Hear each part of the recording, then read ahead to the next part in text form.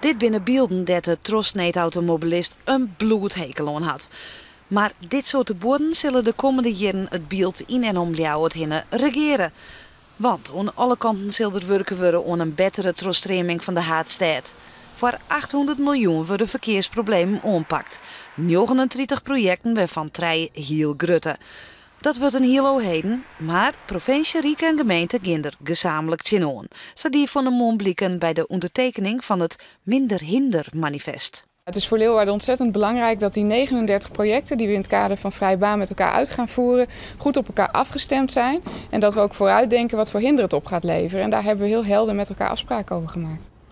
De 39 projecten zullen in 10 jaar realiseren worden, is de planning. 10 jaar lang werkje aan wegen en dieken.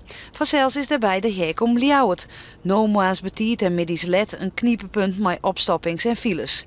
Maar als het goed is, is de hek in 2014 klaar.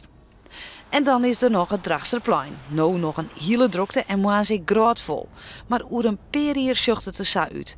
Heerlijk trorrieden, maar vanzelfs een aquaduct. Maar 39 projecten in 10 jaar, dat is wel een hele bulte. Doch worden er geen problemen verwachten.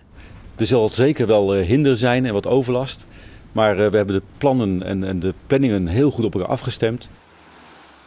Maar het gaat erom, kan je mij tot een goede overeenstemming komen hoe je die problemen aanpakken? Kan je goede alternatieven bedenken zodat de mensen in Ljouwert terugrijden kennen naar Ljouwert? Dat het al hier slagen te in de treien van Oetsjoegen.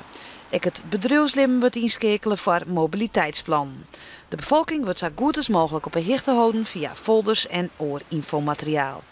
Maar de hinder, die zal er grif wezen. Jo zullen de dag terug hinnen matten de komende 10 jaar.